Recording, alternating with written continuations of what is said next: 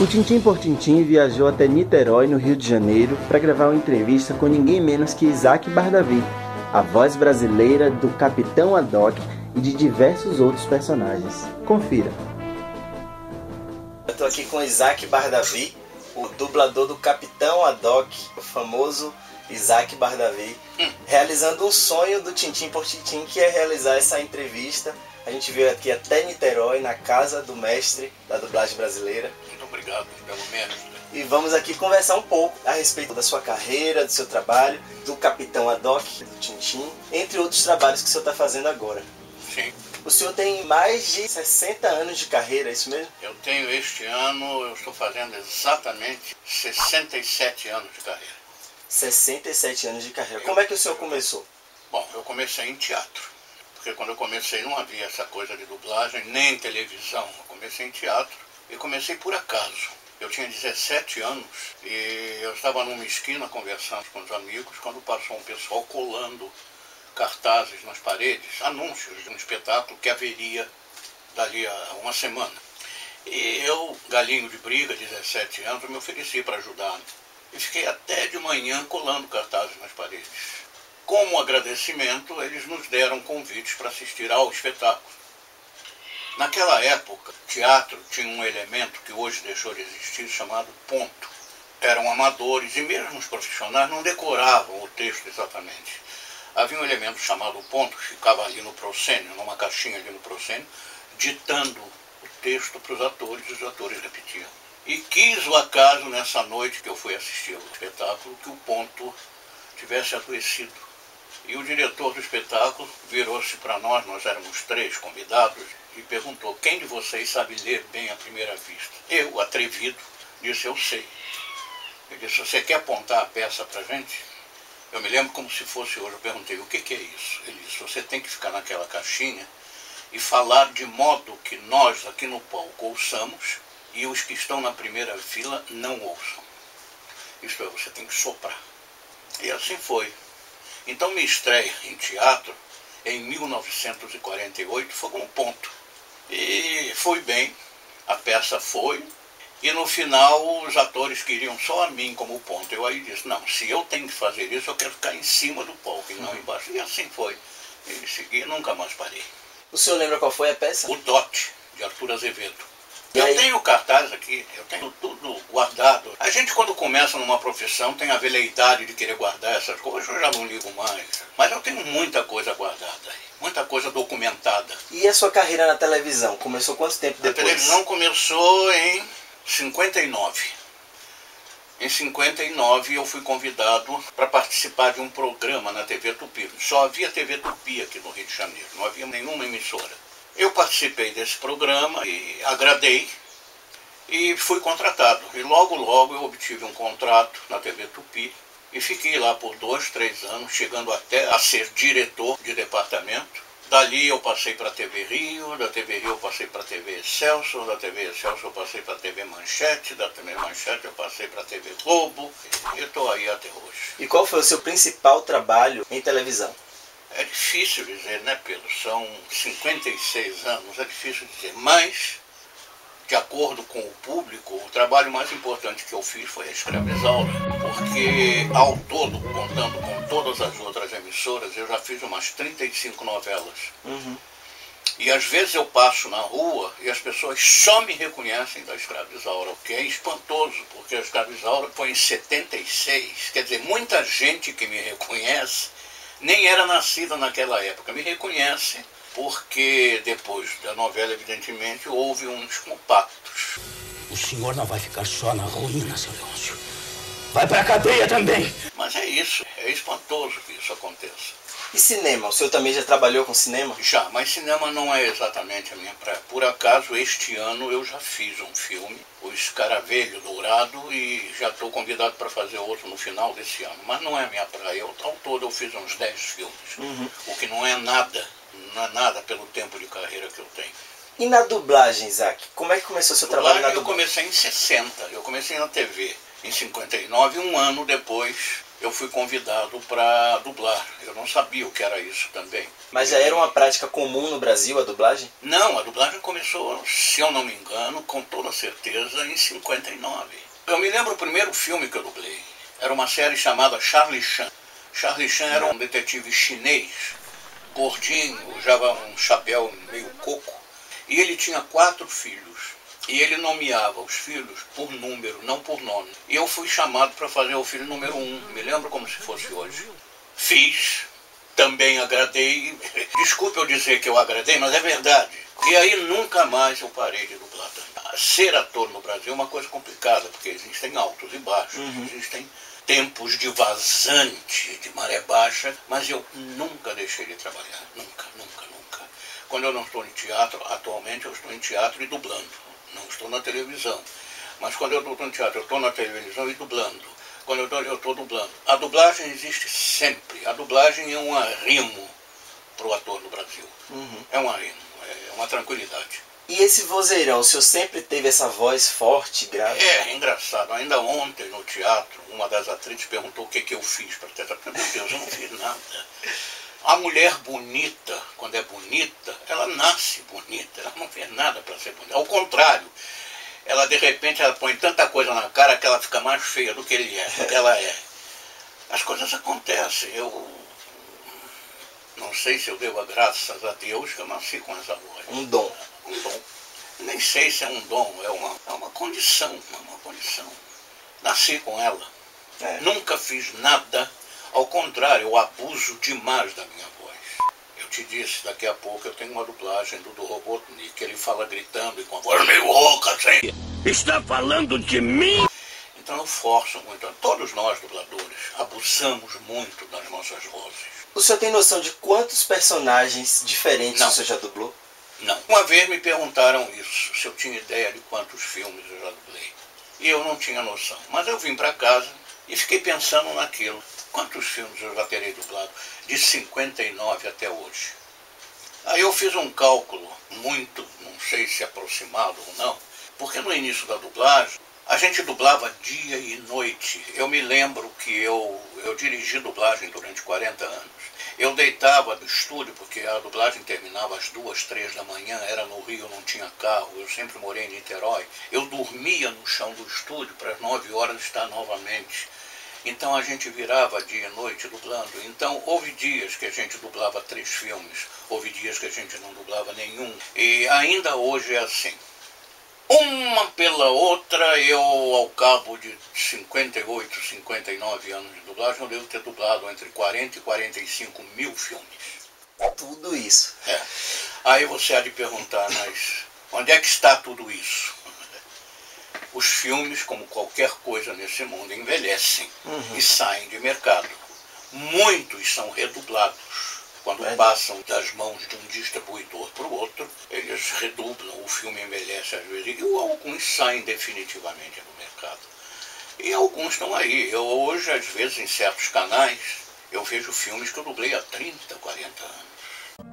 Um jovem Jedi chamado Darth Vader, que foi meu discípulo até se virar para o mal. Foi ele quem planejou esta rebelião e também foi o autor dessa trama repugnante. E como é que o senhor se sente quando o senhor vê uma dublagem feita por eu acho excelente. Eu acho que a dublagem antigamente era melhor do que a de hoje. Porque hoje é tudo muito perfeccionista. Hoje é computador. Hoje existe um aplicativo chamado Pro Tools, que se você está um pouquinho atrasado, o Pro Tools vai lá e põe no lugar. É tudo antisséptico, é tudo muito limpo demais. E a vida não é assim. Antigamente não tinha nada disso, e a gente dublava me perdoa, com tesão, com vontade. A gente se aplicava, era uma época de desbravamento. Havia uma paixão pela dublagem que hoje já não existe.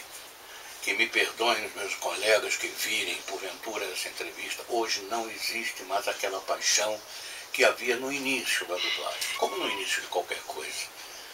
E eu vejo dublagem de 30, 40 anos e ela é tão boa quanto a que é feita hoje, com toda a tecnologia. E antes não era necessário. Antigamente a gente propunha na dublagem mais que o sincronismo, a interpretação. Hoje, ao contrário, é mais o sincronismo do que a interpretação.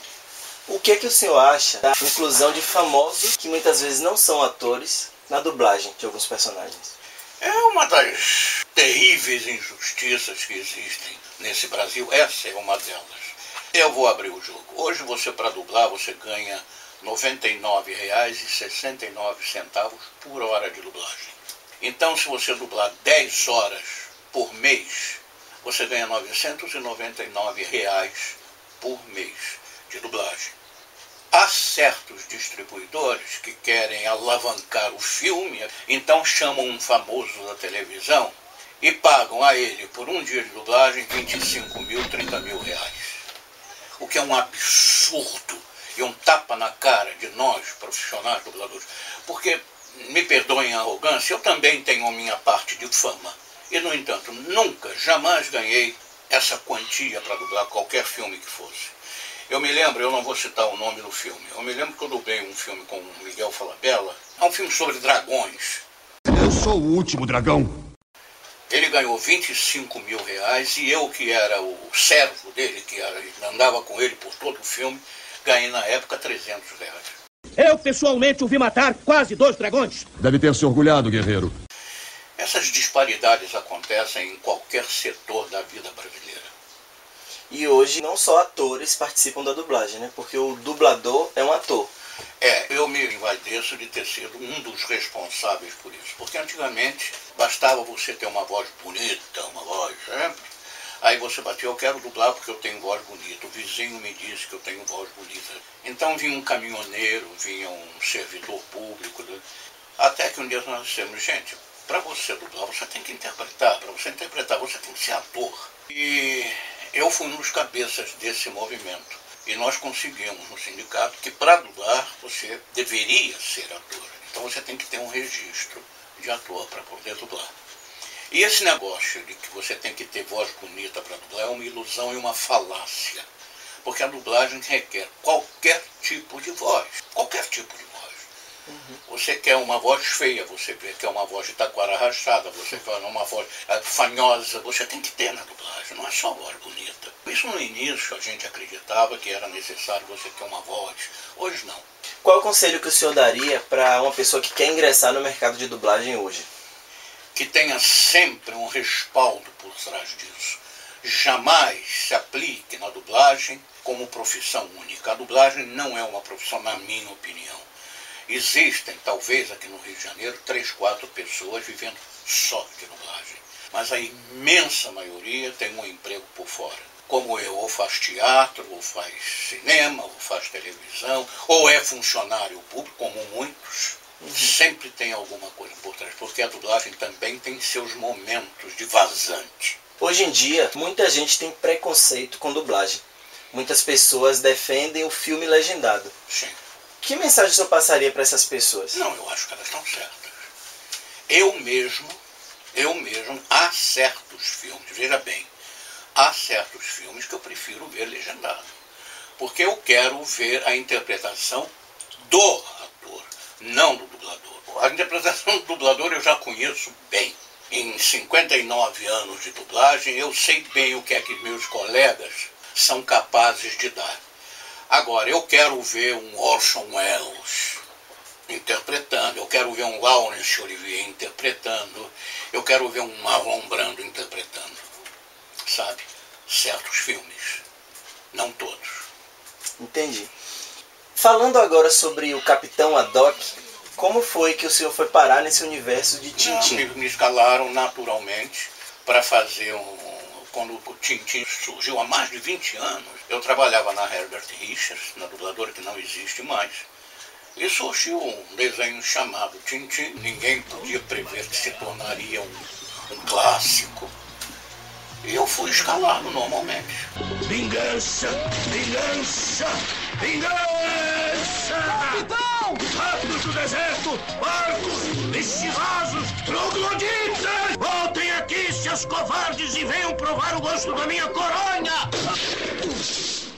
São coisas que acontecem. E essas coisas não são... Eu ia dizer que elas não são predestinadas, mas são. São predestinadas.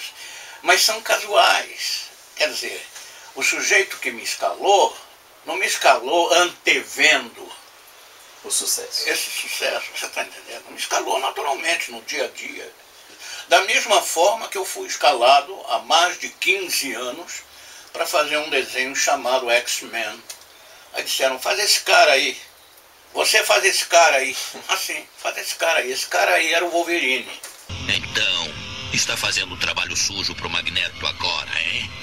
E eu dublei todos os desenhos. De repente apareceu ele como forma humana, mas quem dublou ele no desenho foi Isaac. Então, Isaac. Você queria um animal, coronel. Conseguiu. E o que o senhor acha do Capitão Haddock? Eu gosto de dublar ele, eu gosto, de verdade, eu não estou fazendo média. Eu gosto de dublar todos os personagens que eu dublo. Eu gosto muito de dublar o Wolverine, eu gosto muito de dublar. Eu gosto porque eles me dão prazer. Eles me dão prazer. Eu tenho prazer em ser tigre. Ser tigre é bacana demais. Ninguém faz bem o que eu faço o que ninguém faz. A dublagem, depois de um certo tempo, quando você adquire uma prática grande, ela passa a ser um objeto de prazer, não é mais trabalho. Eu te disse, hoje eu vou dublar 7 horas, que eu devo fazer em 3 horas e meia, porque eu dublo rápido. Eu vou com prazer, com prazer. Eu rio das piadas, eu rio das gags, a gente se diverte. Sua modéstia é terrível. Aliás, todo trabalho deveria ser assim, né? Deveria ser motivo de prazer e não de estresse, sei lá. Verdade. Existe uma história que os fãs ficam muito curiosos para saber. Na época, nós entrevistamos o Oberdan Jr., Sim. um pouco antes do lançamento do filme, e ele no momento não estava trabalhando com dublagem, mas ele chegou a participar da dublagem do filme. E nós, fãs, temos uma dúvida, uma grande interrogação até hoje. Eu não dublei o filme. Por quê? Eu disse ainda agora, quando o filme passa de distribuidor para distribuidor, o distribuidor tem os seus gostos pessoais. Eu que dublei o Haddock por 20 e tantos anos, eles nos pediram teste. O Oberdan fez teste também. Eu fiz teste e não passei. E passou o Mauro Ramos, que dublou o filme. Eu digo a você que esse distribuidor é um imbecil. Para mim, ele é um imbecil. É um sujeito que usou o poder de ter o filme dele e ele faz o que ele quiser. Ele podia ter posto quem ele quisesse. Agora, é um tremendo desrespeito ao público, porque eu conquistei esse público do Haddock durante 20 e poucos anos. E de repente ele achou que eu não estava bem no papel e tal. Isso é um problema dele, pessoal, da imbecilidade dele lá. Isso não me atingiu em coisa alguma, de modo algum. É como se amanhã pintasse um filme do Wolverine e me mandassem fazer teste e eu não passasse. Eu vou te contar uma história verídica, quer dizer, eu a tenho como verídica porque me contaram como sendo verdadeira. Uma vez nos Estados Unidos fizeram um concurso para ver quem imitava melhor o Charlie Chaplin, o Carlitos. O Carlitos foi e participou. Ele tirou o segundo lugar. Ele fez ele e tirou o segundo lugar. Então você veja que isso é uma coisa muito abstrata, quer dizer, julgamento é uma coisa que cada um tem diferente. O senhor pode ter certeza que os fãs compartilham dessa mesma opinião, porque o Isaac Bardavi é o Capitão Haddock brasileiro. É o Capitão Haddock. Agora, eu vou dizer um negócio e você não me interprete mal. O povo tem uma força que desconhece. Você sabe disso, todos nós sabemos. Com certeza. Então, quando apareceu o Haddock com outra pessoa, por que é que esses fãs, todo mundo diz que eu tenho, não se levantaram? Por que não foram para uma arma poderosíssima que nós temos hoje, chamada internet, e disseram da sua desilusão, Por quê? Não é? Muitas pessoas elas demonstraram sua insatisfação por meio de comentários na internet. Mas não foi o suficiente. Não foi o suficiente. Infelizmente, eu concordo que os fãs precisam mostrar mais essa força. Precisam mostrar essa força. Mas tudo bem, isso é passado e está tudo muito bem. Não me atingiu, não mesmo. E o que é que o senhor achou? O senhor viu o filme e achou o que da dublagem do Mauro Ramos? Não, tá bem, o Mauro é um excelente dublador, ator. Não tenha dúvida que ele fez bem. Obrigado. Eu sou o Tintin, aliás. Haddock. Arquibaldi Haddock. Mas não era o Capitão Haddock. Excelente. A gente falou de outros personagens, né, que o senhor dublou, e eu acredito que o senhor talvez se lembre mais desses que viraram franquia, tipo o próprio Tigrão, do Ursinho Pooh, o Phil, do Hércules, o Super Máquina. Você se aproxima de uma curva perigosa. Sua chance de sobrevivência é menos que 0,04%. Pocahontas. Dragão prisioneiro. O Robotnik do Sonic. Tem o Yao do Mulan. Eu não sei, eu não me lembro. Eu não tenho arquivo dessas coisas, não tenho mesmo. Vocês que são interessados nisso, que sabem mais do que eu da minha vida. Sabia que era você. Senti o seu cheiro quando saiu do elevador. Ah, He-Man, como você me irrita.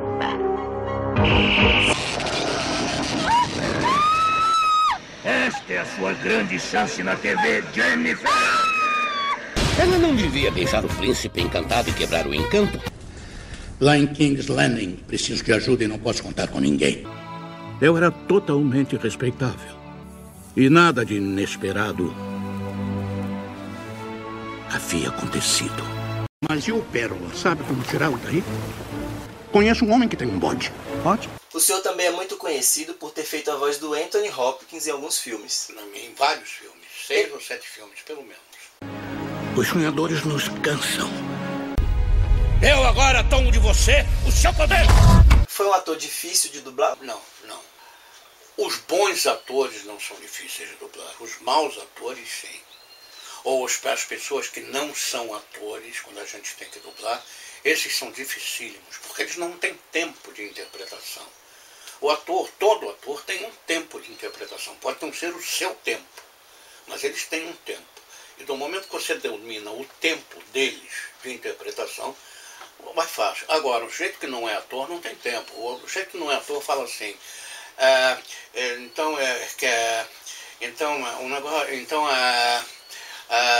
sabe, ele procura a palavra, e isso é dificílimo de dublar, dificílimo. Quando o senhor assiste um filme com a sua voz, o senhor consegue enxergar que é o personagem ou o senhor lembra, talvez, da situação, do momento da sua vida? Eu fico vendo defeitos na minha dublagem. Sério? Eu fico vendo defeitos. Eu, hora aqui, hora ali, eu digo assim pra mim, eu podia ter feito melhor, podia ter feito assim, assado. Isso é uma coisa própria de qualquer ator? Não, de qualquer artista. Eu tenho a impressão que um sujeito, quando vê um quadro dele pintado nele, diz aquela cor ali podia ter sido um pouco mais. Eu acho que é isso, porque a gente nunca está satisfeito com o que faz, né? Nunca está satisfeito. Mas, de um modo geral, eu gosto do meu trabalho. Existe algum personagem que o senhor gostaria de ter dublado ou que o senhor sonha dublar um dia? Não. Machado de Assis tem uma frase genial. Ele diz, meu estômago não tem aspirações e nem saudades. Eu como o que me põe no prato. E a dublagem é isso. O que vem para mim eu dublo. Alguma coisa, evidentemente, eu dublo com prazer maior do que outras. E o que é que o senhor acha? O senhor pretende um dia se aposentar da dublagem, da atuação? Não, eu só vou me aposentar o dia que eu não puder mais trabalhar. Eu estou com 84 anos. Eu já sinto alguma dificuldade em alguma coisa. Eu tenho pouco fôlego, porque eu fumei muito. Estou pagando preço. Mas de resto, eu ando sozinho, dia e noite, eu dirijo, eu faço tudo. Se um dia, eu espero que não aconteça, eu não puder mais, aí eu me aposento, mas não. Mas enquanto eu quero puder, continuar trabalhando até onde eu puder. Isso é o desejo de todo ator, de toda atriz, todo artista. Me diz uma coisa, como é que o senhor encara o carinho que os fãs têm pelo Eu Isaac acho Bardavi? isso maravilhoso. E é disso que o ator vive e sobrevive. Do aplauso e do carinho do público. Isto se chama reconhecimento. E todo ator, todo artista, músico, pintor, cantor, ator, seja lá o que for, lixeiro, todos nós queremos reconhecimento. Não tenha dúvida. Não tenha dúvida. Todo artista que não teve reconhecimento em vida morreu infeliz. Normalmente os fãs te encontram na rua e pedem para o senhor imitar algum personagem ou fazer alguma voz? O que é muito constrangedor às vezes, porque às vezes pedem para eu imitar o esqueleto. O esqueleto, para você imitar, requer um certo esforço, porque ele fala esganiçadamente com força. E às vezes eu estou dentro de um restaurante e eu não posso fazer o esqueleto aqui, filha. É constrangedor. Às vezes eu estou almoçando, a pessoa diz, eu posso fazer. Eu digo, meu amor, deixa eu acabar de comer. Certas coisas assim, as pessoas não têm noção. Antigamente se usava um termo simancol. Hoje esse termo está em desuso, mas as pessoas não têm noção. Continua sem simancol. As pessoas não têm noção da circunstância, né? Verdade.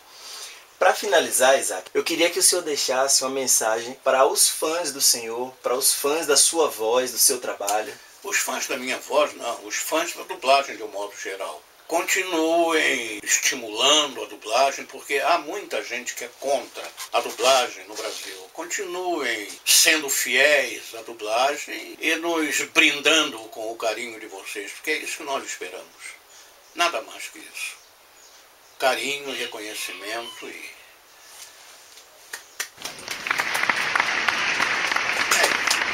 Muito obrigado, Isaac, em nome de todos os fãs de Tintim do Brasil. Eu é que agradeço. Eu agradeço muito, senhor, prazer. Pela sua hospitalidade, por nos receber aqui. Foi um prazer. Você é uma pessoa muito simpática.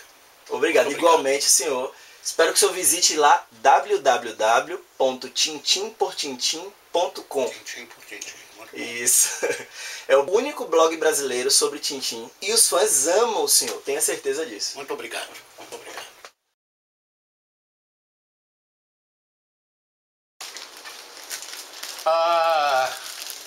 Maravilha. Capitão Haddock.